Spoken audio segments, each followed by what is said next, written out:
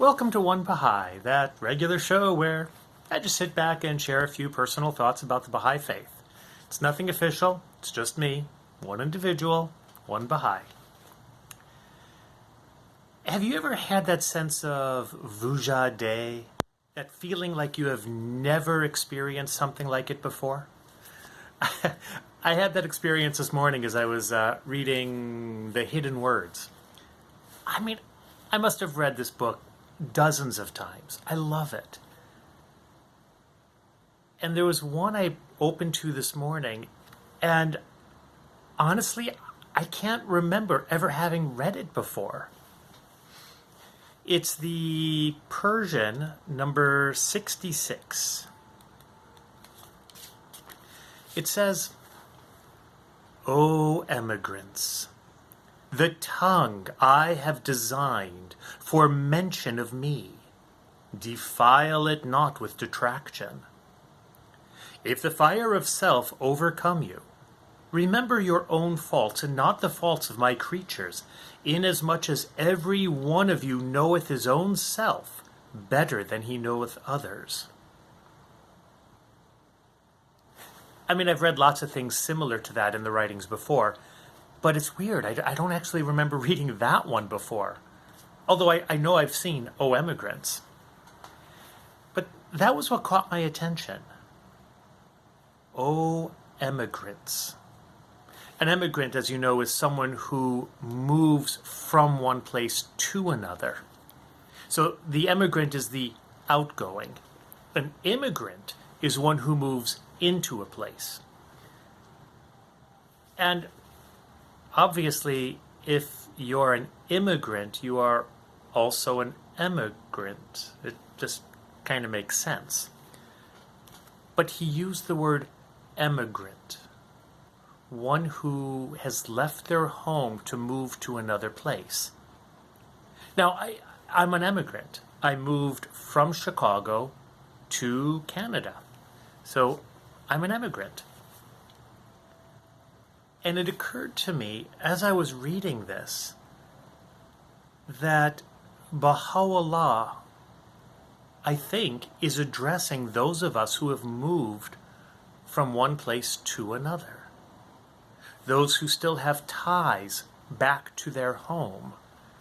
It's interesting because I know a lot of immigrants who have tried to sever their ties to their home. And they are immigrants, not emigrants. They're both, but you know what I mean. So I was thinking about it. Why would Baha'u'llah address those of us who have left our home and yet still feel an attachment to it? And it also occurred to me that the Babis at that time in Baghdad, where Baha'u'llah revealed this book, were all emigrants. They all still had this great love for Persia. Now I'm picturing myself here. I have moved to another country. There are things here that are done differently than the place that I left. And it occurs to me that I could find fault with this. I could lament the fact that they do things differently here. Why don't they know how to do it properly? Well, that's just not cool. The tongue I have designed for mention of me, defile it not with detraction.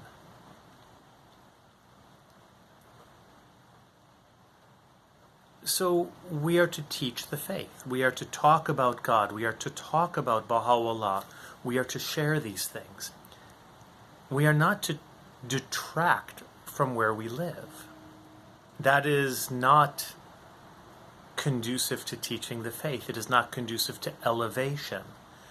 I could share insights into how we did things back in Chicago. That's not the same as detraction, to talk down about something. Because honestly, here in Victoria, here in BC on the coast, there's a lot of things we do differently than what we do on the prairies. And it is my job, I now realize that I have failed in this, but it is my job to not detract from what we do here, how we do things here, but rather to share the teachings of God, share any insights I may have learned on the prairies, but in a way that is complementary to how we do it here. And I think this is further borne out by the next sentence. If the fire of self overcome you.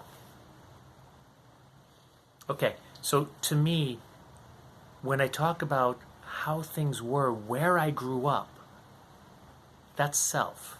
That is my sense of identity. And if we do something differently here, the I'm right reflex could kick in.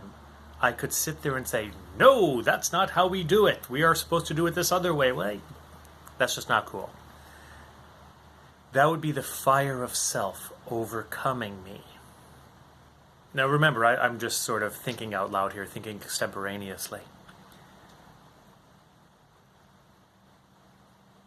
So if I'm overcome by this fire burning within me to do things differently, if the fire of self overcome you, remember your own faults, not the faults of my creatures. You see, who's to say that it's actually a fault to do something differently?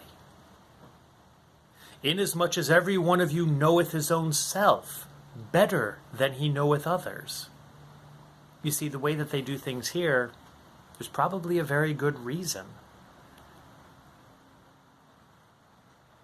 And I should remember that the way that I've done things back in Chicago, the way that we did things back in the States, is not perfect. There are faults. And I know this.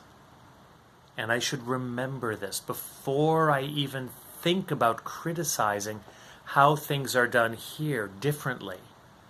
I should remember my own faults, not the faults of others. Because I know my own self better than I know them. There may be a very good reason why they are doing things differently.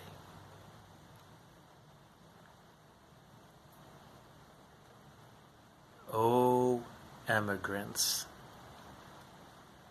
Now, the last thing I have to think about is, I think we are all emigrants. We have all left that true home, remembrance of God. We are all wanderers in this world. And we should all remember that our tongue has been designed. Designed. What a great word. Not made for mention of God. Designed for the mention of me. That's how it was designed. Whoa, what a concept. I never noticed that word before. The tongue I have designed for the mention of me.